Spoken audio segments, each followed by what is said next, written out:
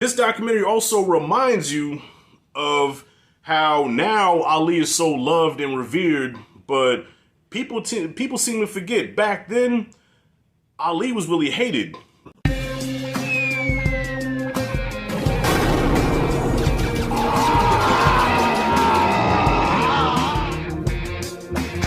All right, y'all. So I just got done looking at the new Netflix documentary called Blood Brothers, which is about the falling out between Malcolm X and Muhammad Ali.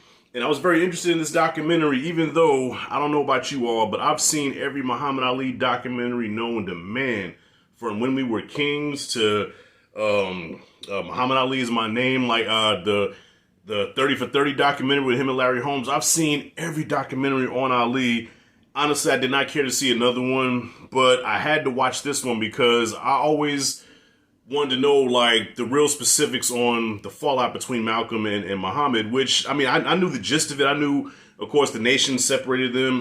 Elijah Muhammad pretty much instructed Ali not to fuck with Malcolm anymore. But I just really wanted to get more detail, just more context into what happened. And this documentary does deliver that. Now, the first, it's an hour and a half, it's like an hour and 36 minutes.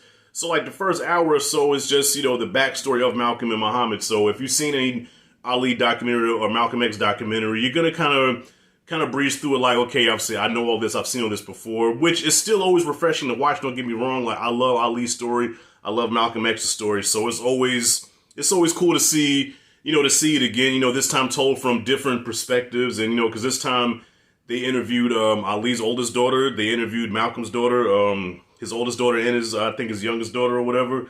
So and also Ali's brother, Rahman Ali, which I've never seen him interviewed, so this is a first for an Ali doc because we get to see his brother talk.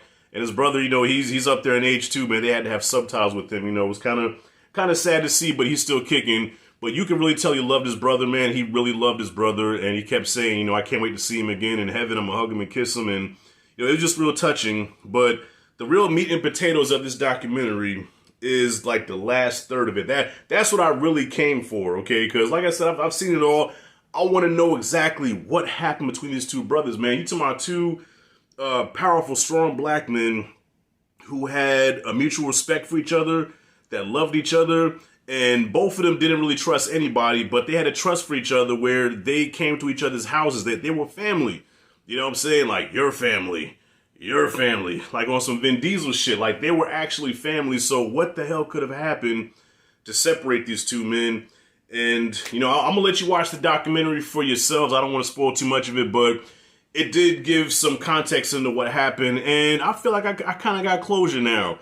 Because for years, I just never understood. Like, going back to when I saw the Ali movie with Will Smith, right?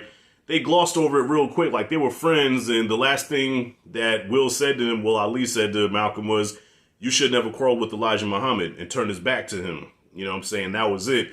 And then, of course, they show Malcolm get assassinated. And then, he had that moment. Ali had that moment in the car where he was crying. You know what I'm saying? But that's it. He was never mentioned again. And even in the later years, like in the 70s and stuff, and up until, his death, you never heard Ali talk about Malcolm. That, like, after he turned his back to him, that's the last that Ali ever talked about him. And I'm like, come on, man. Like, this was your man. This was your ace. You know what I'm saying? That this is your homie, man. You know what I'm saying? This is your brother. And you won't even mention him or acknowledge him? Like, I love Ali. He's always been a hero of mine. But that always just put a little damper in the legacy for me is the fact that he never even acknowledged Malcolm. And one thing I will kind of give away in this documentary is that they do show footage of Ali, like, talking shit about him. Like, anybody that crosses Elijah Muhammad should get killed. And, like, they should die. You know what I'm saying? Called Malcolm a traitor and all kinds of shit. Was talking shit about Malcolm. And I know that had to hurt him. Because, like, man, like, my brother is talking about me like this. That's some heartbreaking shit. But, like I said, I'm not going to spoil. I want you to watch it for yourselves. If you're interested in these two brothers and what happened between them, watch this documentary, but you're really not going to get what you're coming for until the last third of it. Like the last, I think, 30 minutes, that's when they really get into what happened. And I'm like, okay, you know what? I get it now. It makes sense. And all I'm going to say is I got closure on the situation. It's still unfortunate. It's still sad what happened. But, man, and, not to diss the Nation of Islam or nothing, man, but, and I'm also watching Godfather of Harlem, with Bumpy Johnson. But, man, Like, Elijah Muhammad, like, they treated him like a god. Like, I understand he was a powerful figure, and he did do a lot for the black community. I get that. But they put him on such a pedestal where if you disagree with him, if you're in the nation, if you disagree with him, they would kill you. You know what I'm saying? Like, that just doesn't make, like, they always talked about the black man this and the black man that, and, you know, we need to do for each other, help each other and all that stuff. They talked a good game, preached a good game, but at the end of the day, this is just my opinion, y'all. At the end of the day, this is organized religion. They have a leader. It's a pyramid. You know what I'm saying? It's a hierarchy. And if you ever say something against the leader or the hierarchy or whatever, off with your head. You know. And to me, the thing that separated Malcolm and Elijah Muhammad was that, you know, Elijah Muhammad taught these things, he preached these things, but Malcolm lived what Elijah Muhammad taught. And when he was actually living that shit, what they was teaching, Elijah was like, Elijah Muhammad was like, hey, Malcolm, hey, brother, chill. Like, just don't do that. Don't just shut up. Don't. But Malcolm's like, this is what you told me to teach. This is what we're not living this. It's at the end of the day, it's politics, it's business. That's organized. That's why I don't fuck with organized religion in any capacity. You know what I'm saying? I do believe in a higher up. I do believe in God, but I don't believe in organized religion, church, none of that shit, man. And the Nation of Islam, of course, I mean, you know, back then, I don't know what it's like now, so I can't speak with it now, but back then, that's a perfect example of why I don't fuck with organized religion. But anyways, I digress. This documentary was really good. I enjoyed it. And like I said, if you need something to watch tonight, this is the one to watch. And I think it will give you more clarity, more context, and closure into what happened between Malcolm X and Muhammad Ali, two of the most powerful, not just black figures, but two of the most powerful polarizing figures in American history, you know.